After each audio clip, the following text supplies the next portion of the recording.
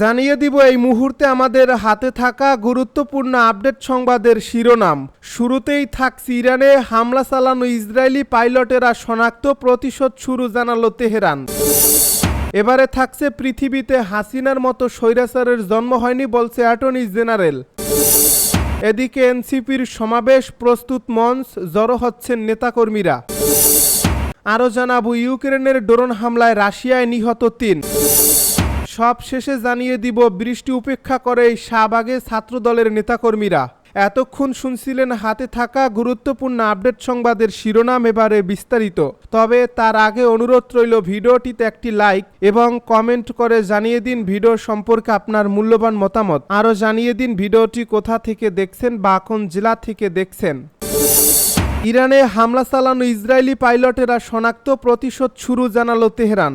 ইরানের বিরুদ্ধে হামলায় অংশগ্রহণ করা ইসরায়েলি বিমান বাহিনীর পাইলট, কমান্ডার ও ড্রোন অপারেটরদের বিস্তারিত ব্যক্তিগত তথ্য সংগ্রহ করছে ইরানি গোয়েন্দা সংস্থা, এমনটাই দাবি করছে তেহরান। শনিবার রাষ্ট্রীয় টেলিভিশন ও সংবাদ মাধ্যমগুলো জানিয়েছে জুন মাসে ইরানের বিরুদ্ধে ইসরায়েলের অপরিরোচিত হামলায় অংশগ্রহণকারী বিমান বাহিনীর সদস্যদের পুরো প্রোফাইল এখন তাদের হাতে। এ প্রতিবেদনে বলা হয় এসব বিমান সেনা ও কমান্ডারদের নাম, পরিচয়, তারা কোথায় থাকে, কোন ইউনিটে কাজ করে, কোন ঘাঁটি থেকে পরিচালনা করে, সব কিছুই স্পষ্টভাবে জানা গেছে। এদের অতীত, অপরাধমূলক কর্মকাণ্ড সম্পর্কেও নথি সংগ্রহ করছে ইরানি গোয়েন্দারা।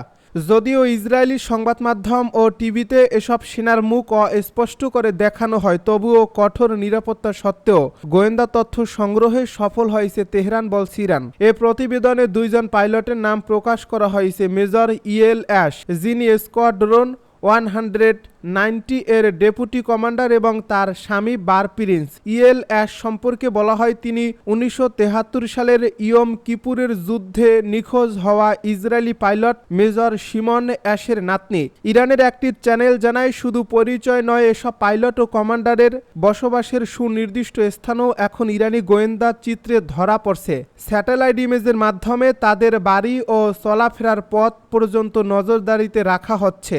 এই প্রতিবেদনে ইএল অ্যাশের এক সাক্ষাৎকারের কথা উল্লেখ করা হয়।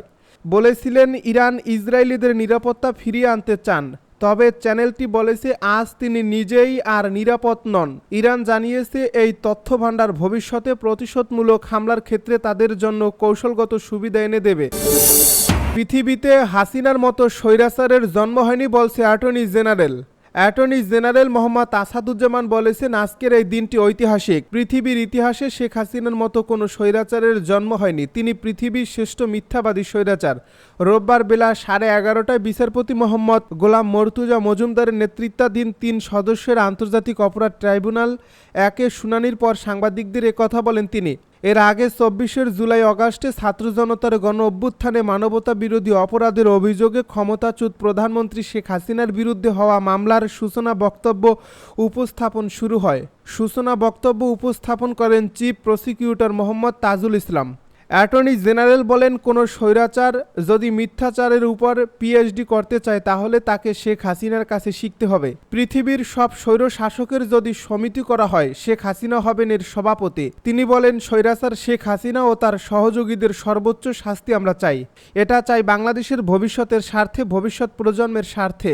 এদিকে ট্রাইব্যুনালের ফেসবুক পেজ থেকে সরাসরি সম্প্রচার করা হচ্ছে আজকের এই বিচার কাজ। ট্রাইব্যুনালের অপর 2 সদস্য হলেন বিচারপতি মোহাম্মদ শফিউল আলম মাহমুদ ও বিচারক মোহাম্মদ মহিতুল হক। অন্যদিকে শেখ হাসিনার পক্ষে আছেন রাষ্ট্র নিয়োজিত আইনজীবী আমির হোসেন। এই মামলায় শেখ হাসিনা ছাড়া অন্য 2 আসামিরা হলেন সাবেক স্বরাষ্ট্রমন্ত্রী আসাদুজ্জামান খান কামাল ও পুলিশের সাবেক মহাপরিদর্শক চৌধুরী আব্দুল আল মামুন। এদিকে আজকের এই বিচারিক কার্যক্রমের সময় এই মামলায় রাজসাক্ষী সাবেক আইজিপি চৌধুরী আব্দুল আল মামুন কাঠগড়ায় হাজির রয়েছেন।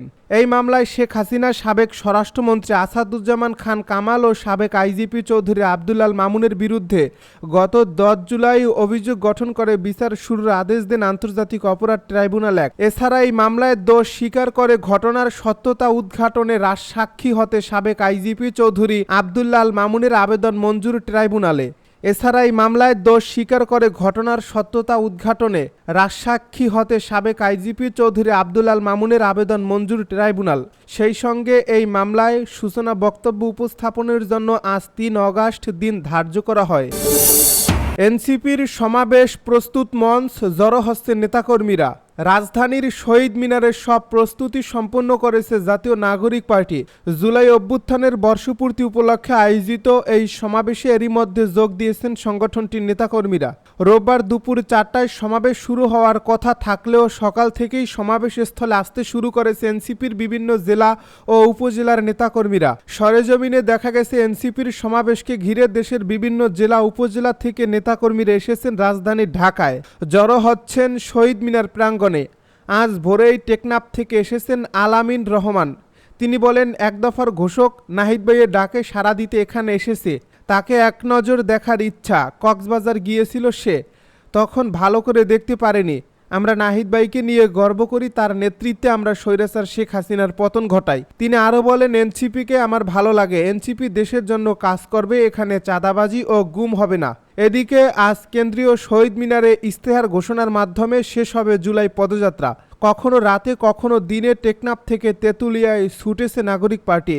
রোদ কিংবা বৃষ্টিতে ভিজে মাইলের পর মাইল চষে বেরিয়েছেন এনসিপির নেতাকর্মীরা।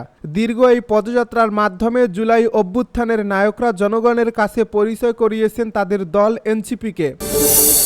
ইউক্রেনের ড্রোন হামলায় রাশিয়ায় নিহত 3। রাশিয়ার সেনাঘাঁটি ও একটি গ্যাস পাইপলাইনে ড্রোন হামলা চালিয়েছে ইউক্রেন। স্থানীয় কর্তৃপক্ষ জানিয়েছে ওই হামলায় 3 জন নিহত এবং আরও 2 জন আহত হয়েছেন। শনিবার কিয়েভ থেকে বার্তা সংস্থা এএফপি জানিয়েছে, ইউক্রেনের নিরাপত্তা পরিষেবা জানিয়েছে শুক্রবার রাতে বহু দূরে নিক্ষেপযোগ্য ড্রোন রাশিয়ার দক্ষিণ পশ্চিমাঞ্চলীয় শহর প্রিমোরস্কো আক্তারেস্কের একটি সামরিক বিমান ঘাঁটিতে আঘাত হানে। রাশিয়ার দক্ষিণ পেনজা অঞ্চলে ইলেকট্রোপ্রোবির নামের একটি কোম্পানিতেও হামলা চালানো হয়েছে, যা রাশিয়ান সামরিক শিল্প কমপ্লেক্সের জন্য কাজ করে বলে জানিয়েছে নিরাপত্তা পরিষেবা।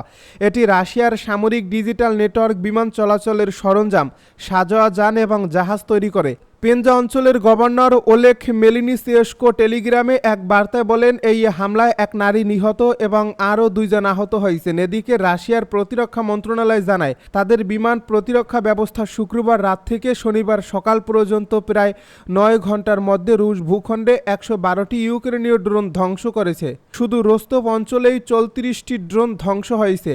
সামারা অঞ্চলে ড্রোনের ধ্বংসাবশেষ পড়ে যাওয়ার কারণে আগুন ধরে যাওয়া একটি বাড়ির ভেতরে একজন বয়স্ক ব্যক্তি নিহত হয়েছেন। ভারপ্রাপ্ত রোস্তভ গভর্নর ইউরি সিলিওয়াসার বলেন, রোস্তভ অঞ্চলে ড্রোন হামলায় একটি ভবনে আগুন লাগার পর একজন প্রহরী নিহত হয়েছেন।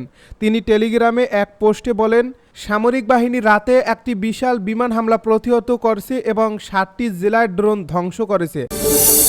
বৃষ্টি উপেক্ষা করে শাহবাগে ছাত্রদলের নেতাকর্মী।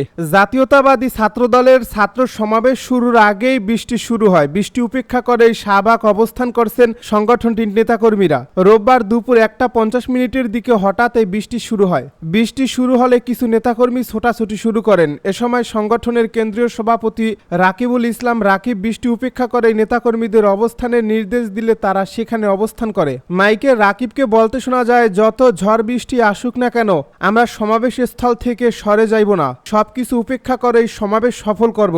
এরই মধ্যে শাহবাগের চারপাশে রাস্তায় কানায় কানায় পূর্ণ হয়েছে ছাত্রদলের সারা দেশ থেকে আসা নেতাকর্মীদের পদচারণায়। সমাবেশের আনুষ্ঠানিক কার্যক্রম বিকেল 3টায় শুরু হবে।